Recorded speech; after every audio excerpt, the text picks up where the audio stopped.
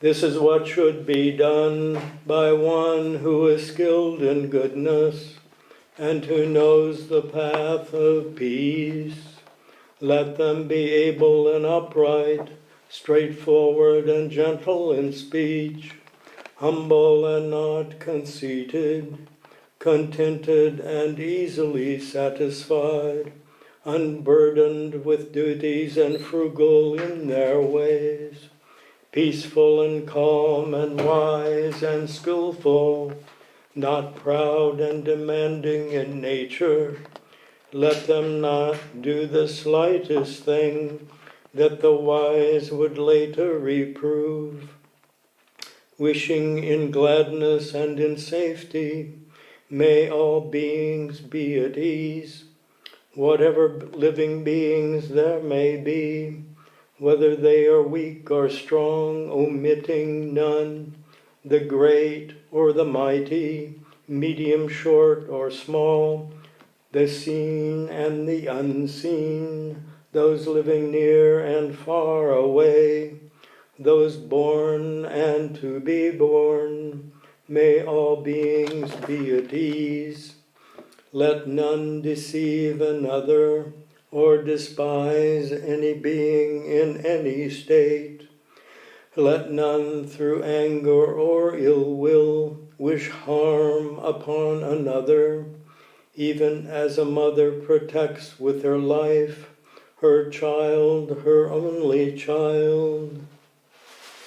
So with a boundless heart should one cherish all living beings, radiating kindness over the entire world, spreading upwards to the skies and downwards to the depths, outwards and unbounded, freed from hatred and ill will, whether standing or walking, seated or lying down. Free from drowsiness, one should sustain this recollection.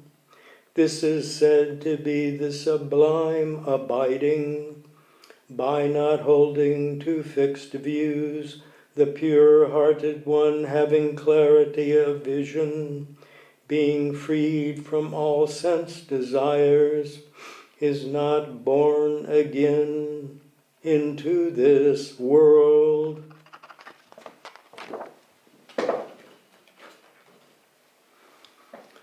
All right, that is the Karaniya Metta Sutta, the making loving kindness, or doing loving kindness, which is a good thing to do before every meditation, and I always recommend doing a bit of it, 5 minutes or anything, before every.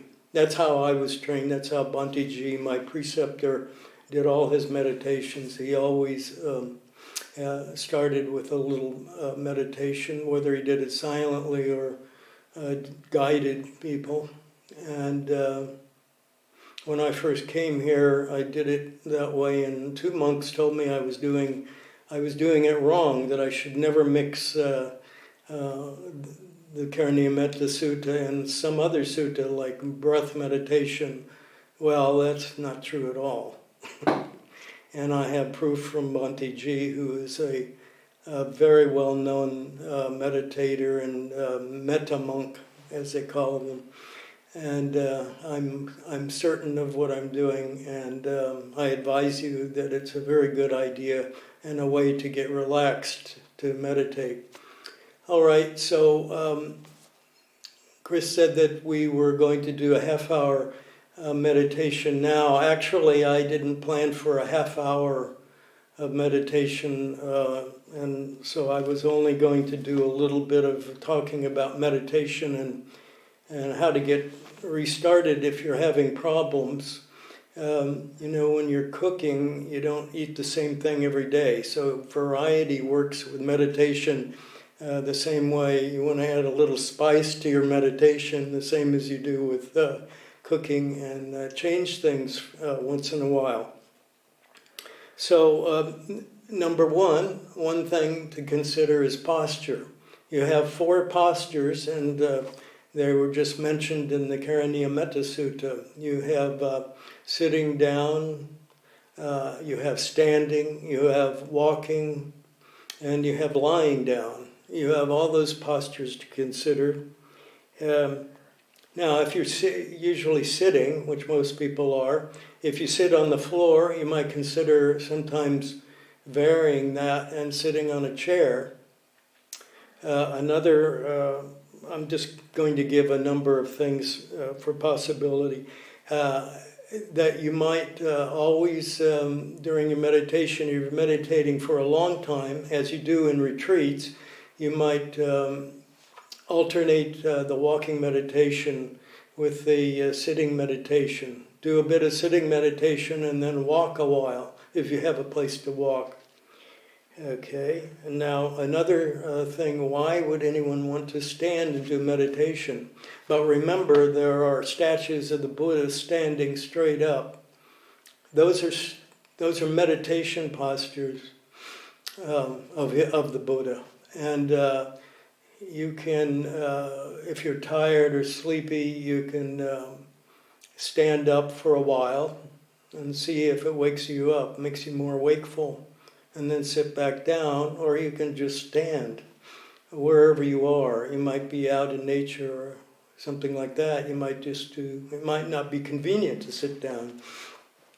So consider the possibility of just standing and not walking for a while. What else? Now, lying down. Lying down is a little tricky because you might fall asleep. And the statues show the Buddha lying on his right side with his hands up, something like that. Or I guess one arm is down and he's lying like that. And those are two postures depending on the position of his feet. And one of them is parinibbana, which means that he's passed from the worldly life and has gone to the Nibbana. And I believe that is with the feet together, but I may be wrong on that. So the other posture is with one foot behind the other. And I believe that is a meditation posture, but I could be wrong on that. I didn't do in my research, and I was just going from memory. But either way, you don't have to meditate on your side. That was the Buddha's way of doing it. But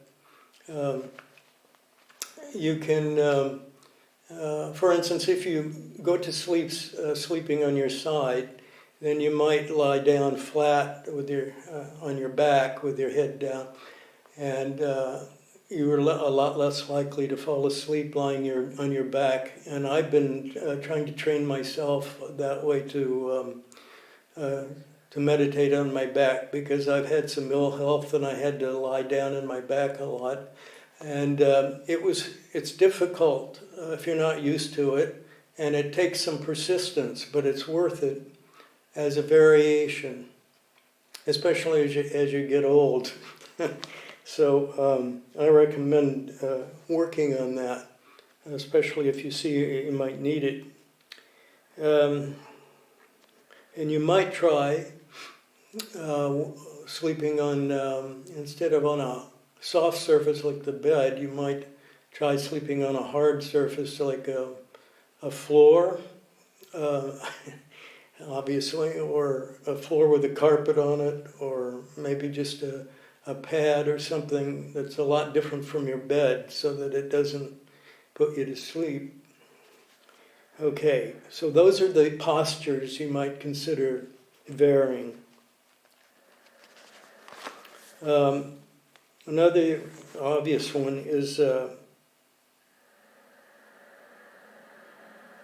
kammatthana, are the meditation objects. So the subject that you pick for meditation, like breath, that's a kammatthana, or what you see in your mind.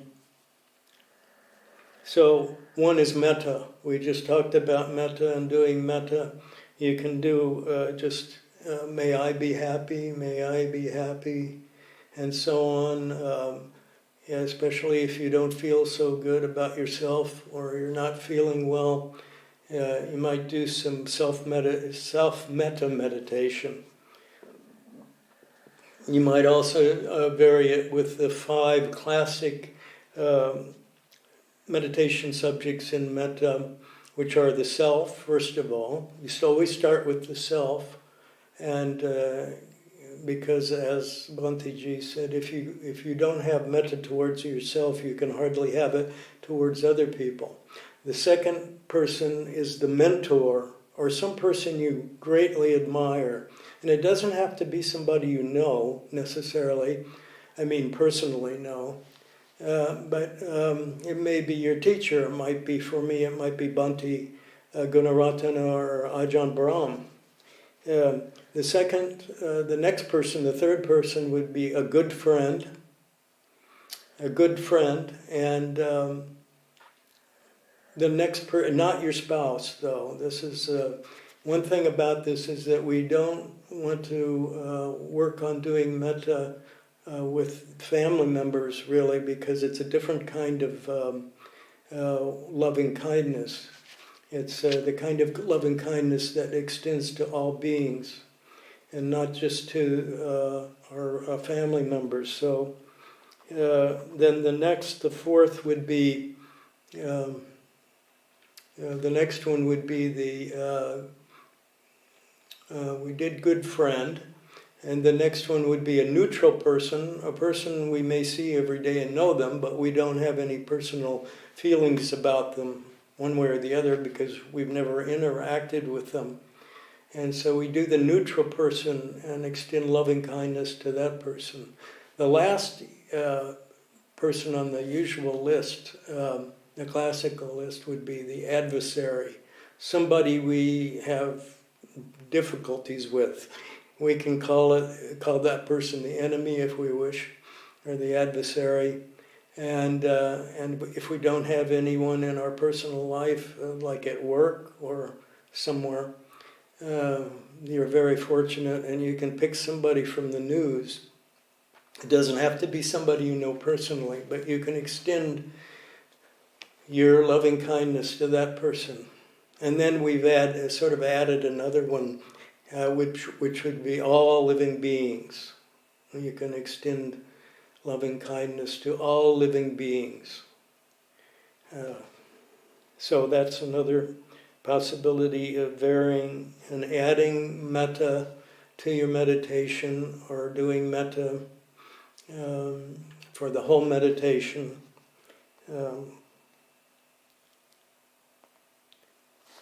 The next is another one that is a little unusual, is parts of the body.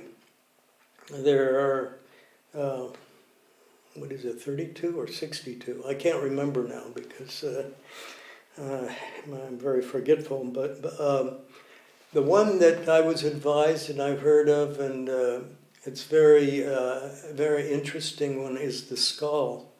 This is the one that people start with, and it's the most beautiful of all, because if you meditate on the skull enough, the skull, just a human skull, it becomes a nimitta.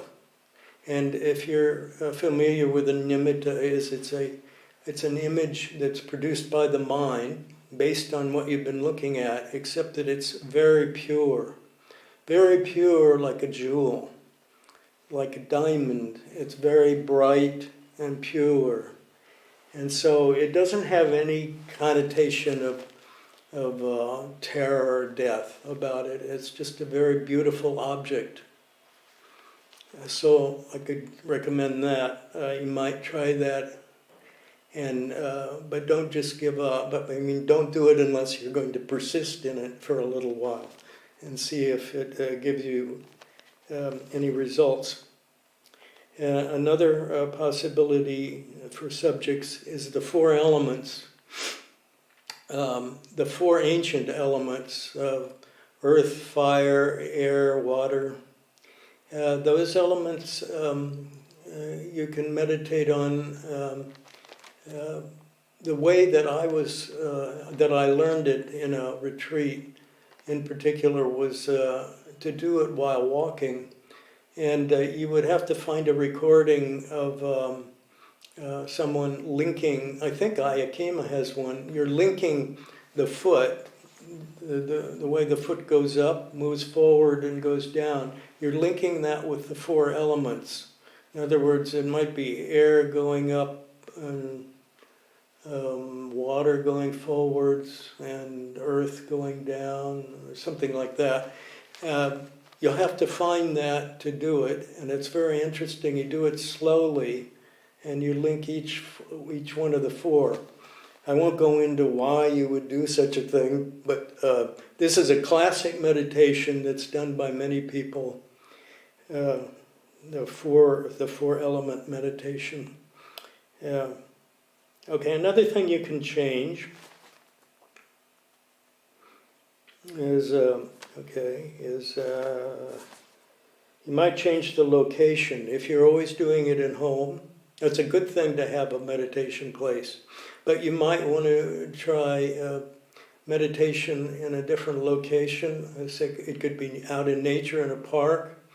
It could be on a vacation while you're in the mountains, in the forest, at a beach or someplace, as long as you're alone and not disturbed. You might try that for a change. Or if you're at home and you're having problems meditating, you might just go outside somewhere to an unusual place and meditate there.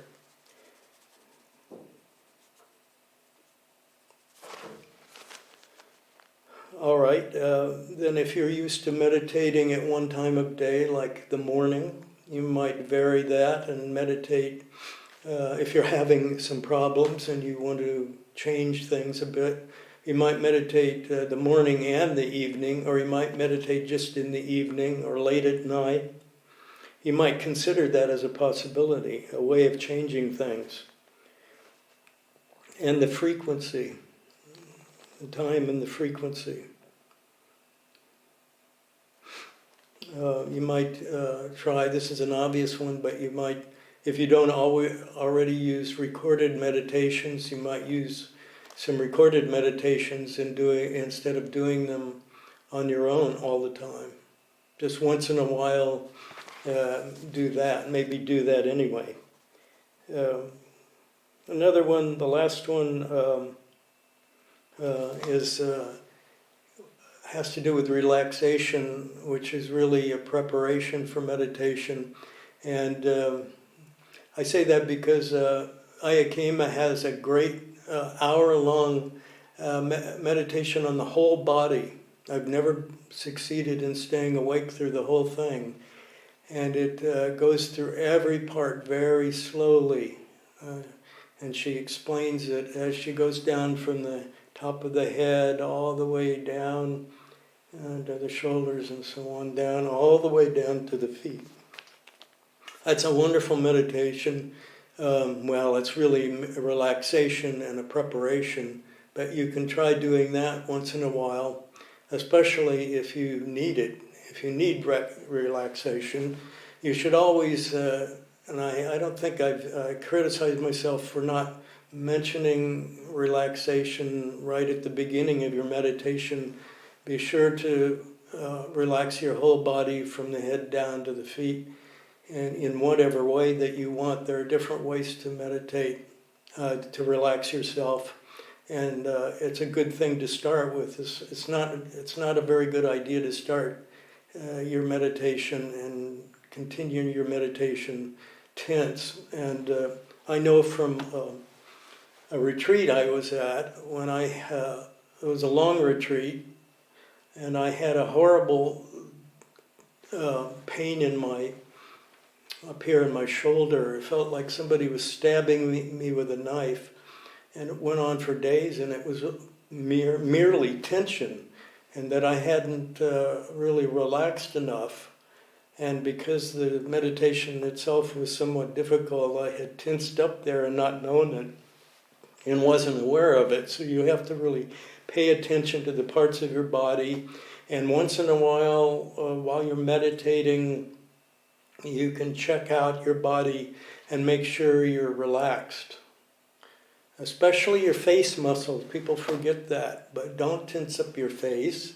You don't want to tense up any part, but especially your face muscles and muscles that tend to get tensed up around your shoulders and your stomach and your back and so on. And work on your posture as well. I'll throw that in too. You should sit as straight as possible, straight up and down, keeping your head balanced. Otherwise, it's not just to be good, it's to, so you don't have problems with your neck and back, small of your back later. You want to keep the small of your back, the lordosis, curved so that it doesn't put a pressure on your neck. So keep your back straight up and down, and if you need to, and if you're sitting, have somebody check you, looking at your side and tell you if you're straight up and down, or hold a meter stick up to your back and you can feel whether you're, because people generally sit forward and they think they're sitting straight up and down, right? You may not know that, but you can try yourself. And actually you should sit back a bit and have somebody try it, or sit against a wall and try it that way and prove to yourself. All right, now that pretty much concludes what I wanted to say about meditation. And my idea was to go on to, well, I guess the timing isn't too bad, is to go on to the meditation. Excuse me. It's very wet outside, and I tend to have a little trouble with that in the sinuses. It's also time for what they call hay fever. So now I'd like to start the meditation, and we're meditating for a half hour. The question is, what do you want to do? Do you want to do breathing meditation? And does anybody have a preference? Because that's what I'll pick if you don't say that you want something, nothing radical, but that's what I would pick, breathing meditation. And I'm assuming I'm sorry, go ahead. Yes, it sounds perfect, Ajahn, breathing meditation. Okay. All right, and I'm assuming that everybody knows how to, do you need a refresher course on how to do breathing meditation, anapanasati, in and out breath meditation? I think that would be wonderful, Ajahn, if you would mind. You would? No, okay. You want to, okay, for those who haven't done it recently or don't know how to do it, you're simply breathing on the breath, and you're not doing yogic breathing, you're not doing any kind of manipulation of the breath, you're not breathing faster or slower than you usually do, you're not holding your breath, and you don't have to center your concentration on any particular place in your body like your stomach. I know that some people do that. That's all right. If you want to do that, okay. If you're used to doing it by putting your attention on your nose, okay. Ajahn Brahm always says, oh, that's body meditation, that's meditation on your nose or something like that. But if you want to do that, that's all right. It's your meditation, so whatever keeps your attention up. But the important thing is that you're not meditating on a body part, you're meditating on the breath, just the breath. As you normally breathe, you can just do a normal in and out breath, and if you do that, that's what you're concentrating on, a normal in breath and then a normal out breath. And the idea is you pay attention. If you've ever seen the steps, the method, basic method of meditation, Ajahn Brahm's book, he goes through the basic steps. But you start out and you'll have thoughts in your mind, and then you'll and then you're doing your breath meditation, but you'll still have thoughts in your mind, and then you go beyond this you go beyond into no thoughts in your mind, just the breath, and you pay attention to every segment of the breath, like the pauses and the holds and how long they are, and you don't try to change them, you just observe. You observe every part of the breath. This give you some things, whether you're breathing slow or fast, the tempo, and you observe these things as the breath goes on. And you continue breathing on, and for a half hour, that's probably as far as we'll get. And if you want to see the other steps, you can get that. I know there's a link now that somebody found about 3 or 4 weeks ago to the basic method of meditation by Ajahn Brahm, and it will explain to you in detail the different steps that you do in the basic method of meditation. So you're just paying attention to your out-breath and your in-breath. Does anyone have any questions? At this point, I need a question in order to elaborate. I'm not sure what you don't know. If it's what part isn't clear to you if you haven't done it before.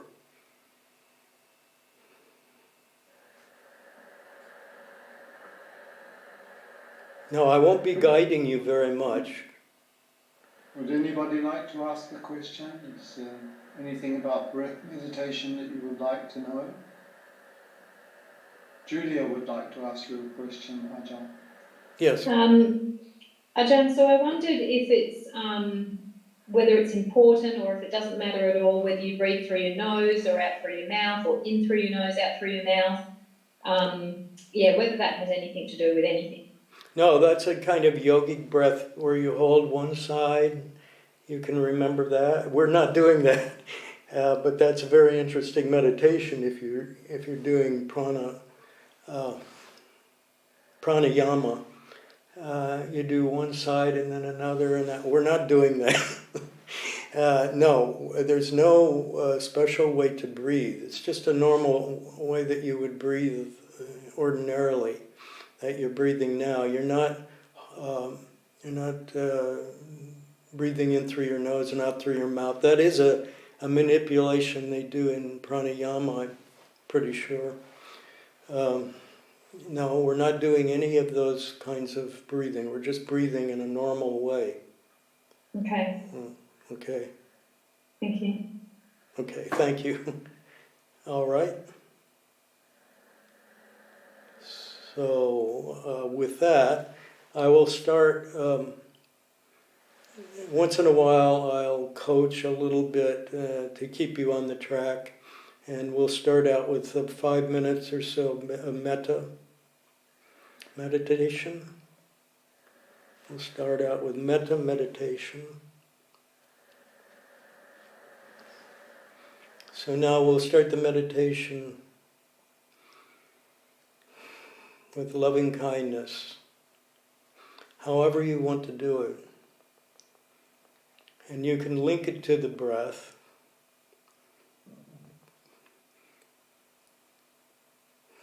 You can link it however you wish.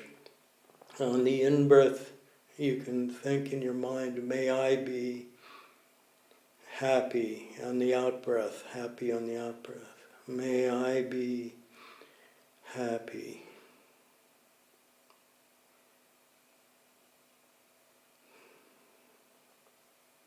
And you can continue with giving yourself metta meditation, or you can vary it by sending the meditation, the metta, to other people, whoever you pick, or to the whole world, or to beings in the whole world.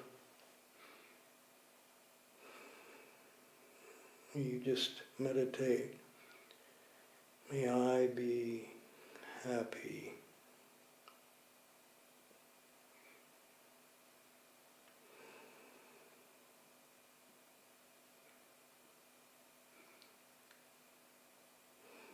And when your mind begins to think of other things to think about, just bring it back to the metta.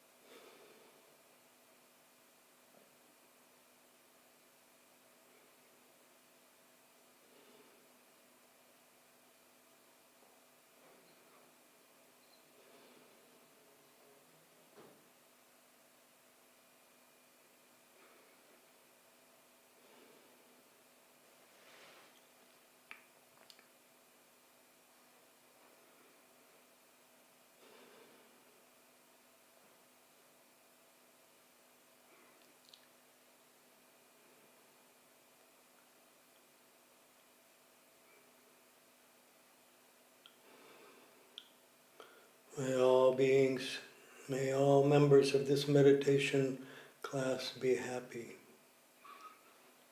May all members of this meditation class be happy. May all beings of this meditation class be happy. May all beings in the world be happy.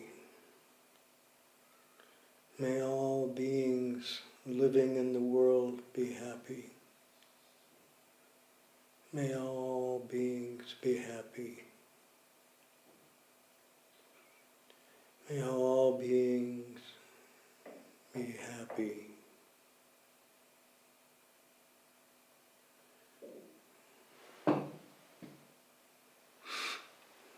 All right, now we'll start the Anapanasati, in and out breathing meditation. Remember that watch your posture, keep your back straight. Relax your whole body, make sure there's no tension, any suspect place like your shoulders or your face. Keep your face relaxed. Remember that if you hear noises, any noises, just let them exist. Just let them come and let them go. Whatever comes, let it come. Whatever goes, let it go. Don't hold on to anything and consider it. Just whatever comes, see it and let it go. And the same with thoughts. Just as if they were noises on the outside from the street. The thoughts, just let them come. You can see them and let them pass. Don't hold on to them and consider them. Just let them go. Return to silence.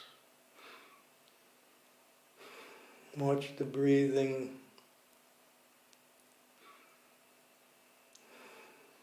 as it goes in and out. How long is the breath? How long is the in-breath? How long is the out-breath? How long is the pause after the in-breath?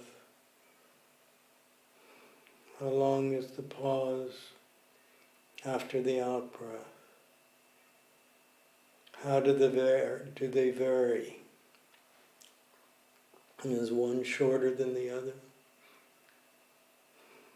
If your breathing changes tempo, that's all right. Just notice that.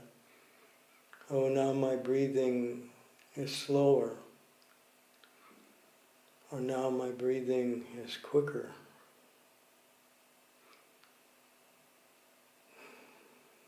Look at the breathing, the in and out breath. No judgments. All right, now continue the in and out breath.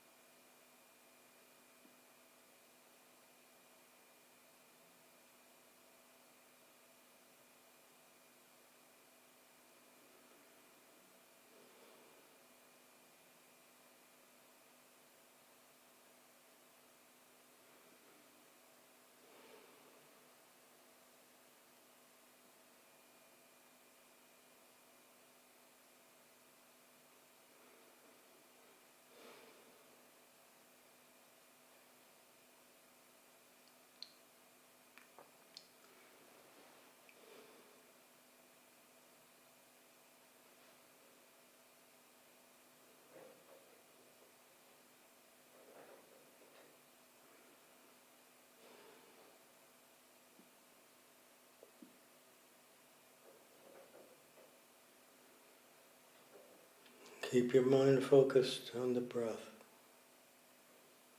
If it should wander off, bring it back gently, without judgment. Just notice what took you away that time. What are you attaching yourself to? Let all those attachments, whether the past or the future or the present, whether they have to do with people in your family or at your work, just let that go. All that can be dealt with later.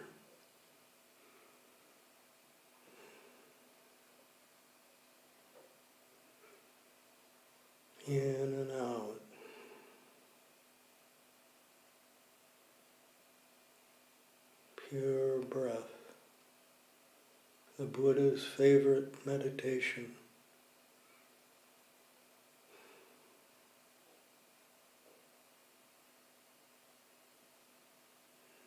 The breath that leads you to the jhanas.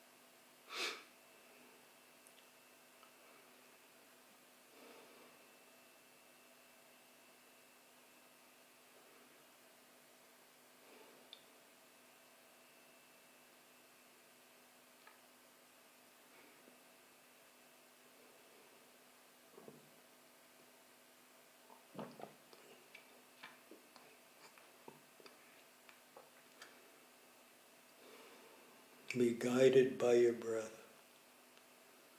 Ride along on the breath.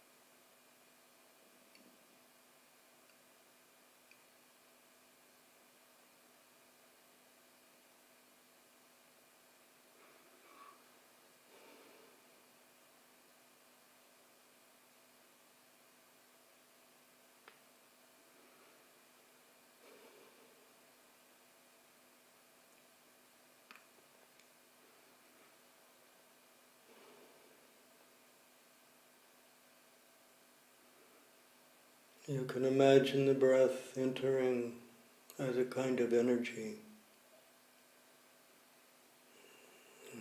In pranayama, prana means anapanasati. It means the breath, but it means more than just the physical breath. It's a kind of pure energy that enters the body or enters the mind. You can imagine that as a kind of electricity flowing into your mind, or a kind of fire that goes into your mind and energizes it, this prana, or pana. You can imagine that coming in as you breathe in.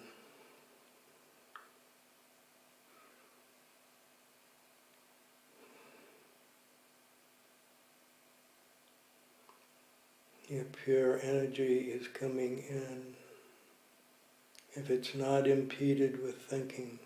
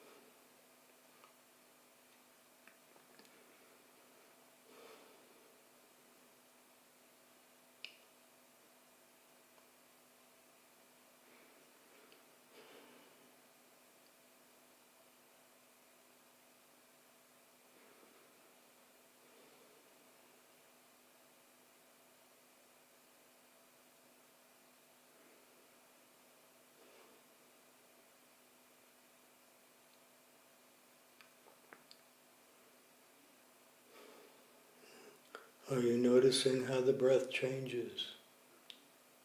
Is the breath changing? Are the pauses changing?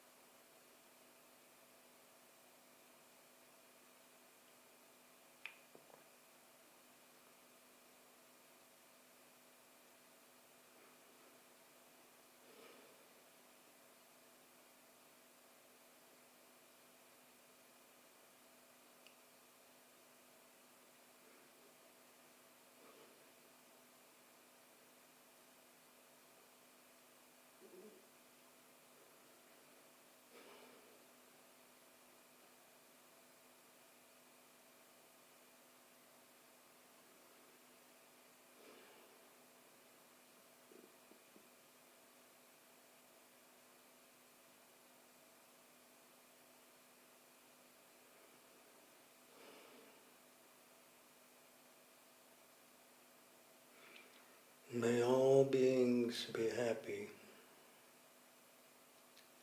May all beings be happy.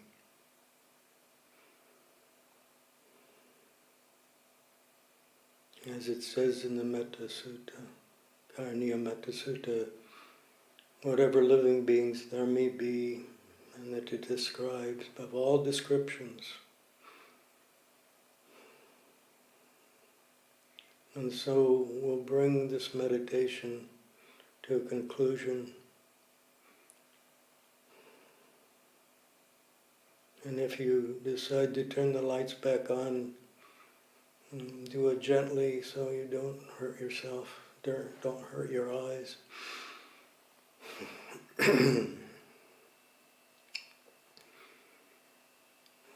If anyone has any questions about meditation, then you can ask. Or any observations or opinions or whatever, what have you.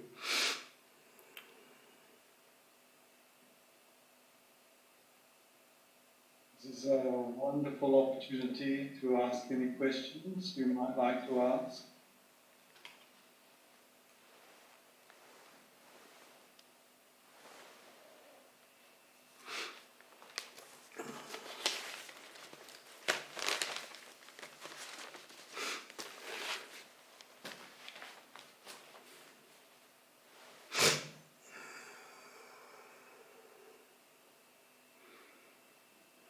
Now, excuse me.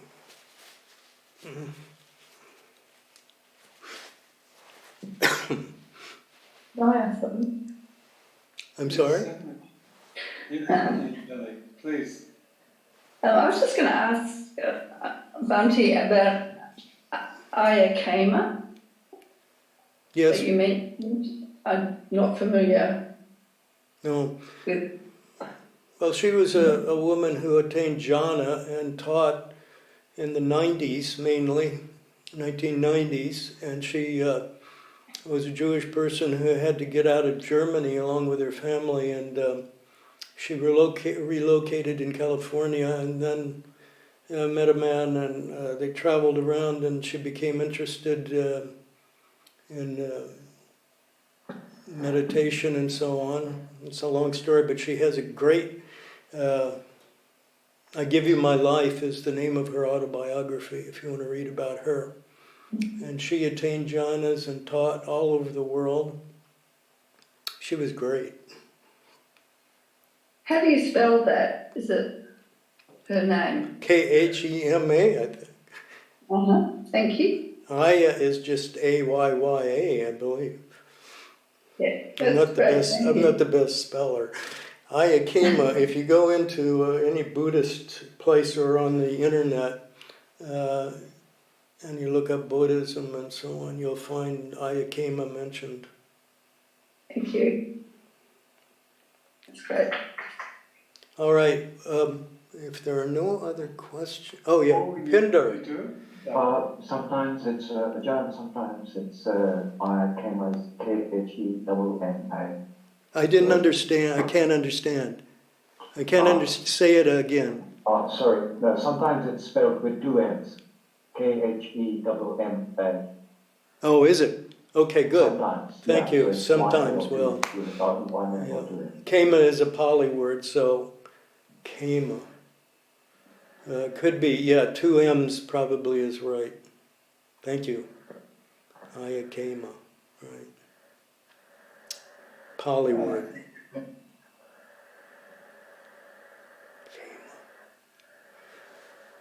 Sometimes even the most simple questions are the most meaningful, so... Khema, yeah. I have a friend who's named Sangharatana. That means the jewel of gentleness, I think Khema means, but I'm not sure. Ratana means jewel. All right, so I will begin my talk then. If nobody has any more questions about meditation, Going once. Well, that would be wonderful if you'd like to continue your talk, Okay. Ajahn.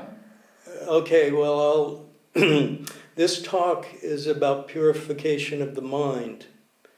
And there is a saying in the Dhammapada, which is a book of short verses, which I recommend greatly. The Dhammapada is one of the scriptures. This is the verse: do no evil, cultivate good, purify the mind. This is the teaching of all the Buddhas. I'll say it again. Do no evil, cultivate good, and purify the mind. This is the teaching of all the Buddhas. So what we're going to look at is one one factor, purification of the mind, which is very important. And it's generally translated as cognitive distortion, which is a complicated way of saying the things that are dirtying or messing up your thinking processes. All right, and it's called, the main ones that we want to consider is called in the scriptures vipallasa.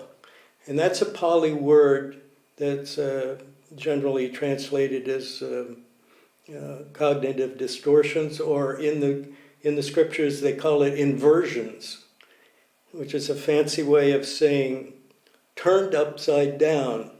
That's all it means. Vipallasa means just seeing the world upside down. And what the implication is that we see the world upside down. That's what vipallasa indicates. Now, there are 4 vipallasas, but first of all, where in the thinking process do they take place? So we've got, if you look at the Noble Eightfold Path, it starts out, the first factor is right view. So we've got right view is number 1, and you can say we're numbering them in order. And under it, factor number 2 in the Noble Eightfold Path is right thought, right? And so then we also have, along with that, right as number 3, right perception. Now, if you look in the scriptures, you'll find one of the scriptures says, one of the suttas describes the perception, the part of our being, our 5 separate parts. Perception is described as a I'm blanking out now. What you see on the desert when you see something. A mirage. A mirage, yes, okay. Okay, you see a mirage, and there is something producing the mirage. There's something there, but it's been distorted. All right, so perception has been distorted. Now, view affects and causes the perceptions to be the way they are. I said view, thought, perception. Views, the views that we have are those controlling, what would you call them, philosophical ideas. And in fact, number 1 sutta in the number 1 sutta, the number 1 collection of suttas is the all-entangling subject of views, and it lists, I think, the 62 different views, and these were philosophical ideas from the time of the Buddha that you can look at. But what we're concerned with are the ordinary views that we have, and we'll get to those in a minute. But the most important four of those. But what happens is that the perceptions then affect the thoughts. Remember I said views, thoughts, perceptions. So the perceptions work up and they change the thoughts. If your perceptions change, your thoughts will change, and your thoughts will change your views. And then the views will go around and change your perceptions again. It's a vicious circle, because if your views change, your perceptions change, and it'll work its way up. I think in computer programming, that's called a loop. A loop, and then it goes around and works its way up, and then the upper line of code is controlling, and it may affect one of the lower lines of code, and then everything will change all the way up. So it's something like that. What's that? Positive feedback loops. Yeah. Feedback loop. Yeah. That's what it is. So, okay, so that's what we're considering. We're considering the views. That's, as I said, right view is the first factor of the Noble Eightfold Path, so it's very important. The second is right thought. All right, so what are the four? The four vipalasas are, and we're familiar with them, because seeing what is impermanent as permanent, I'm sure you've heard that before. Seeing what is suffering as pleasure, seeing what has no self whatsoever and no essence as having a self, especially oneself, or other beings, other people. And we have a fourth one. Seeing what is disgusting and flawed as beautiful. Now, the first three are called the three signs, the tilakkhana in Pali. They're the three signs because when we have not intuitions, but insights, and we have insights of them, we start seeing reality. Those are very important. And it lists the first three, but it doesn't list beauty. But we can see by adding the vipalasas, they've added beauty because it shows the importance of physical desire in the physical world, sense desire, the beauty. So this caused me a problem because beauty is used in different ways. And I thought back, at the beginning of the 19th century, there was the Romantic movement, It was in all the arts, but in particular in English literature, they had Wordsworth and Byron Keats and Coleridge and those, and they all talked about the highest ideal as being the good, the true, the beautiful. You may have heard about that. The good, the true, the beautiful. Now, wait a minute. It has beauty in it, but what do they mean? They don't mean physical beauty of another person. That's not what they mean. They mean the beauty you might compare to a beautiful star, or you might compare it to a beautiful jewel, a diamond that's been cut perfectly and has no flaws in it. So ultimately what they're talking about with beauty, when beauty is used in that way, it means purity. So I'm going to try to keep myself from saying beauty, and I'll try to say purity. And what I mean is the purity of a pure diamond, or even better, the purity of a nimitta. You know that when you get far enough in your meditation, you may, or may not everyone has nimittas, which are mental visions of something. And the classic one is, you can imagine seeing a full moon, a big full moon, a brilliant white full moon on a totally black night. And that's a classic nimitta. And that is pure. Nimittas are always pure and bright. And that's why we're attracted into them. And that's purity, the purity of a jewel. And that's why the Buddha, Dhamma, Sangha are called the three jewels, the Tiratana. And people are named after them. and not Buddha-ratana, however. They're only named Dhamma-ratana and Sangharatana. And they're just named for these jewels, the three jewels of the Buddha, Dhamma, Sangha, Ratana. Why are they named after jewels or treasure? It's because of the brilliant purity that you find in the Buddha, Dhamma, Sangha. It's the purity that you don't find in earthly objects. It's in the mind, and it's what you go to. It's that purity that we're searching. Purify the mind, as I read before. Do no evil, cultivate good, purify the mind. This is the teaching of all the Buddhas. So there are the delusions. I'll read them again. I'll read them in a different order. Delusions of having a self. All right, I'm sure you've heard of that if you've studied any Dhamma at all. Delusions of permanence.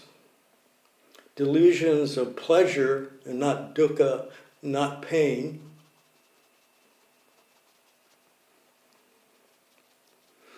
And that implies, just to make it clear, is that all, if you know the Four Noble Truths, you know, you have to know the truth of dukkha, that there is suffering in the world.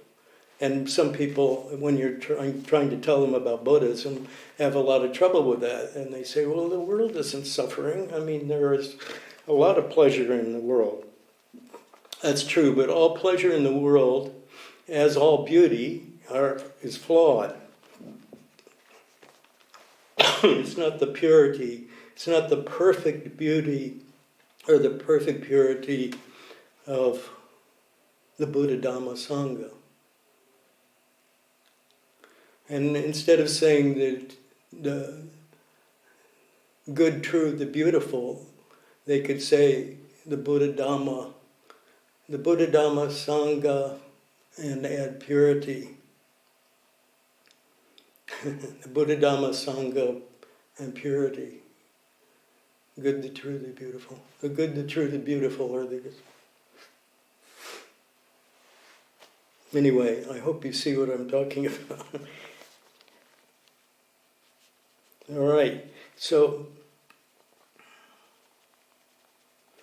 and the way that we get to an idea of these, as I said, is through insight, through meditation.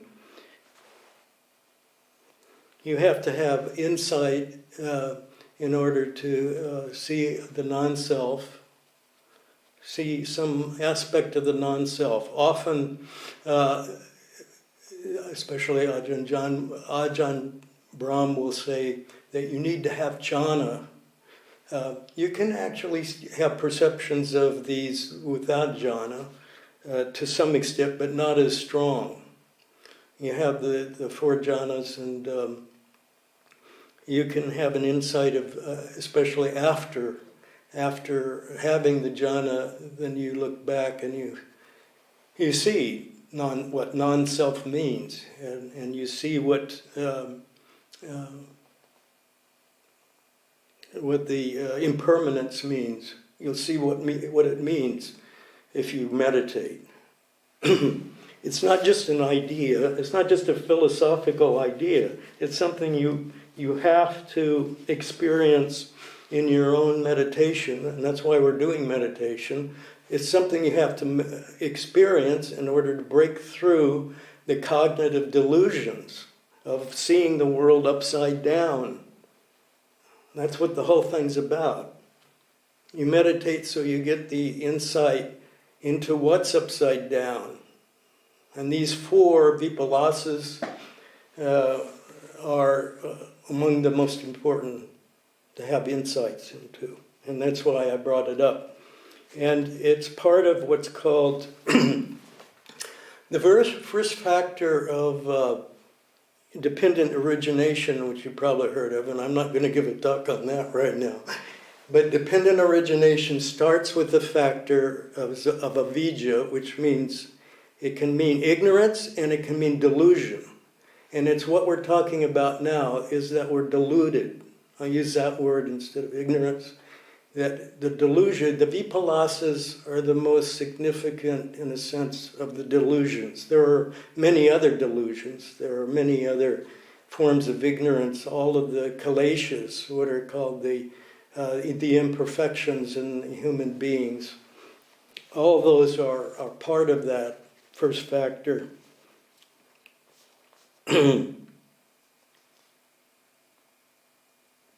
And so what we want to find out is we want to find out that the self, and to have a feeling that the self finally, if you want to make progress on the path, the 4 steps of sainthood, you have to have a feeling that there is no self, that what you consider a self in you is just a thought and a perception at first, and you do get rid of the view first.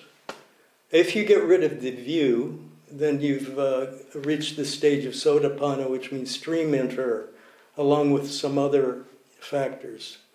But that is like the most important one, to have that feeling, that view at least. As I said, the Noble Eightfold Path starts out with right view. Well, one of the right views, aside from the Noble Eightfold Path, is that there is no self, there is no essence, there is no soul that goes into heaven when you die and exists there permanently through eternity. But you have to have an insight in that to see what it means. It's not just an idea, like a philosophical idea. Because you could say Buddhism is not philosophy. It's something that you have to see and actually know from your meditation. All right? Very important. And then, all right, there's seeing that there's no self, and then there's seeing what is impermanent. And seeing what is impermanent may be the first insight that you may see. And you'll actually see that they're talking about, impermanence. What is that, anicca? What does it mean? What do they mean? Everybody knows everything's impermanent. I mean, trees fall down, they live for long hundreds and hundreds of years, but they fall. Everybody knows that the mountains wear down. So what's there to know about impermanence? But there's a lot to know. Once you see impermanence, you see that every microsecond is impermanent, and you actually see that the things that are before you, and this would include yourself, but you actually see that they come and they go. I think of a fountain. My simile is a fountain. You know, a fountain shoots up, and then what's shot up falls down on the outside, while the rest of the water is shooting up in the middle. You know what I mean by a fountain? Like Old Faithful, goes up and goes down. So it goes up there, and for just a short time it's suspended, and then it falls on the outside, right? Well, that's how everything that we perceive and everything that exists comes up and exists for an incredibly short amount of time before it falls away. With the famous saying, with the arising of this, there is the arising of this, and with the cessation of this, there is the cessation of this. Right? As what comes up in the middle, the things that have come up are going out, and so on, right? I hope I'm making it clear instead of more complicated, but anyway, this is, with the arising of this, there is the rising of this. And with the cessation of this, the cessation of this. This is like the fountain shooting up and then falling again. Anyway, it's impermanent. The point I'm making is that it's impermanence. Constant impermanence. All right, and then we have the other two suffering. All I can say about suffering and beauty is that whatever we think, and we have pleasure, but it's always flawed. Whatever beauty we see, if we look into anything physical, whatever beauty has flaws. Except the purity, the things that I said were pure. I was talking about the purity, that's the difference. Anything that we see in the world is that we consider beautiful, ultimately is not beautiful and does not last as beauty. It decays and falls apart. Any kind of pleasure that we have, even the greatest pleasure, is filled with problems. For one thing, when it goes away, when the pleasure goes away, you're left with feeling desolate, for instance.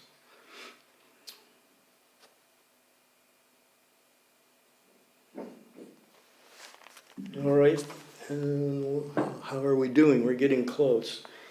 All right, so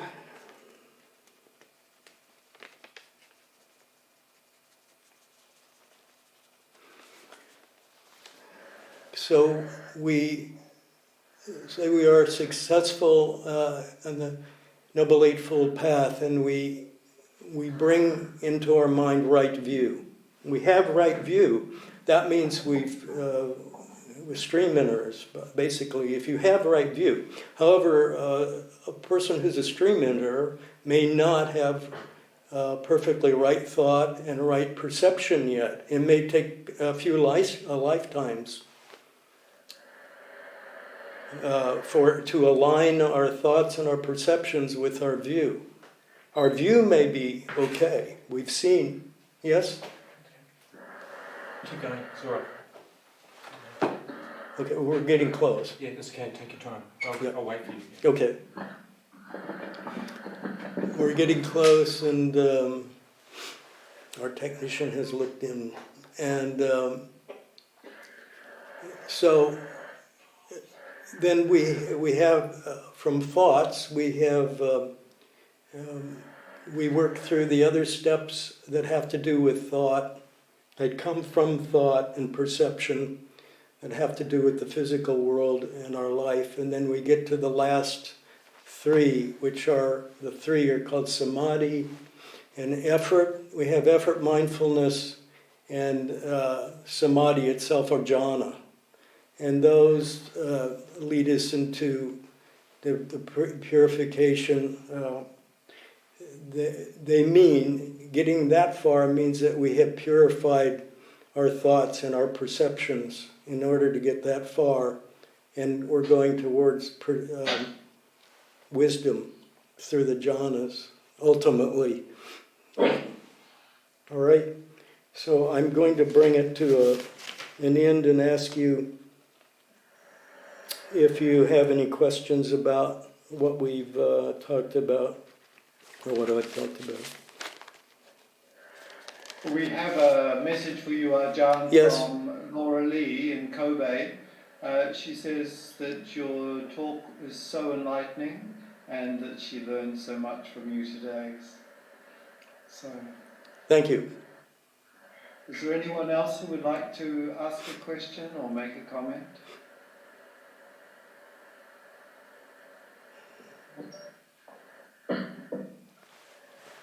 I, for one, Ajahn, liked the image of impermanence in the fountain going up and staying suspended for that moment, and then, chum. Yes. It's beautiful for impermanence. Thank you. Ajahn, would you like to be so kind as to offer us all a blessing this evening? We'd be very grateful if you could. A blessing. Yeah. I usually do it with water. I don't think that's what you want. A blessing is something nobody's ever asked me to do before, but I hope that, and what I was thinking, this is what I was thinking in my mind, I only hope that this talk will convince everyone of the importance, if you weren't already convinced, of the importance of meditation and what it leads to. Purify the mind. Extremely important. And that's what it's all about. So my blessing is that you, not so much from my talk, but this talk will lead you into subjects that you can pursue on your own in the Dhamma and in other talks and in books and so on. And will lead you to ultimate enlightenment. And I wanted to say one other thing very quickly, is that Ajahn Mun, who was a very great monk from about 120 so years ago, there was a layperson and he was doing walking. Ajahn Mun was on a tudong, which means that he was walking around in the countryside for long distances. And he met a layperson who wanted to see a deva or something. And he told the layperson to sit down and on his out-breath, he said to the layperson, I've lost the Buddha. I've lost the Buddha. The Buddha means enlightenment. I've lost enlightenment. The Buddha, and then there's the Buddha. He said, on the out-breath, say to yourself, Buddha. So I leave you with that. That's